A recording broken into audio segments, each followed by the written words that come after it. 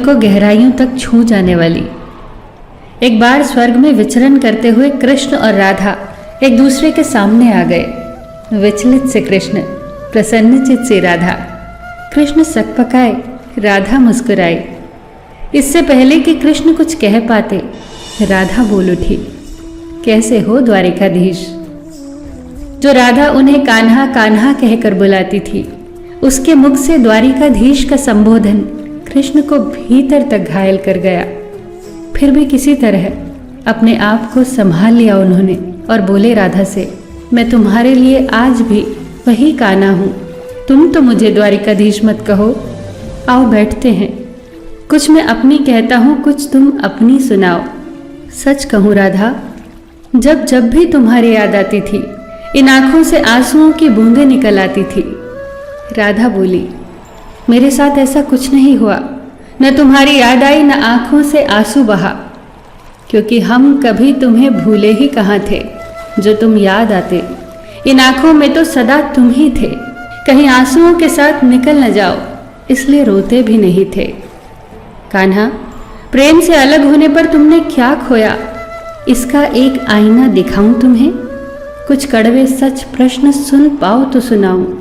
कभी सोचा है इस तरक्की में तुम कितने बिछड़ गए। यमुना के मीठे पानी से जिंदगी की शुरुआत की और समुद्र के खारे पानी तक पहुंच गए। एक उंगली पर चलने वाले सुदर्शन चक्र पर भरोसा कर लिया और 10 उंगलियों पर चलने वाली बांसुरी को भूल गए। कान्हा, जब तुम प्रेम से जुड़े थे तो जो उंगली गोवर्धन पर्वत उठाकर लोगों को विनाश से बचाती थी, प्रेम से अलग होने पर वही उंगली क्या क्या रंग दिखाने लगी। सुदर्शन चक्र उठाकर विनाश के काम आने लगी। कान्हा और द्वारिकाधीश में क्या अंतर होता है बताऊं? कान्हा होते तो तुम सुदामा के घर जाते, सुदामा तुम्हारे घर नहीं आता। युद्ध में और प्रेम में यही तो फर्क होता है। युद्ध में आप मिटाकर जीतते हैं और प्रेम में आप मिटकर जीतते हैं। कान्हा, प्रेम में डूबा हुआ इंसान दुखी तो रह सकता है, पर किसी को दुखी नहीं कर सकता। आप तो कई कलाओं के स्वामी हो, स्वप्न दूरदृष्टा हो, गीता जैसे ग्रंथ के दाता हो, पर आपने ये क्या निर्णय लिया? आपने अपनी पूरी सेना कौरवों को सौंप दी और अपने आप को पांडवों के साथ कर लिया। सेना तो आपकी प्रजा थी, राजा तो पालक होता है, उसका रक्षक होता है। आप जैसे महाज्ञानी उस रथ को चला रहे थे जिस पर बैठा अर्जुन आपकी प्रजा को ही मार रहा था। अपनी प्रजा को मरते देख आप में करुणा नहीं जगी, क्योंकि आप प्रेम से शून्य हो चुके थे। आज भी धरती पर जाकर देखो, आपकी द्वारिकाधीश वाली छवि को ढूंढते रह जाओगे। हर जगह, हर मंदिर में मेरे ही साथ खड़े नजर आओगे।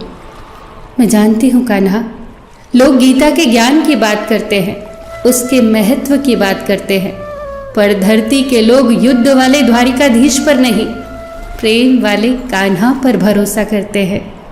गीता में मेरा दूर दूर तक नाम नहीं है, पर आज भी लोग उसके समापन पर राधे राधे कहते हैं। ये कहानी काल्पनिक जरूर है, पर इसके भीतर छिपी सीख बहुत महत्वपूर्ण है। श्री कृष्ण के पास कभी किसी प्रश्न का उत्तर ना हो, ऐसा तो हो ही नहीं सकता, परंतु राधा द्वारा लगाए गए प्रश्न चिन्हों पर कान्हा मौन रहे। यही तो है प्रेम में समर्पण का भाव। पराक्रम में हमें हर किसी को हराना होता है, तब भी हम जीत कर भी हार जाते हैं, परंतु प्रेम में एक ही कईयों का दिल जीत लेता है। सही कहा है कि छोटी सी उंगली पर पूरा गोवर्धन पर्वत उठाने वाले भगवान श्री कृष्ण छोटी सी बांसुरी को दोनों हाथों से पकड़ते थे।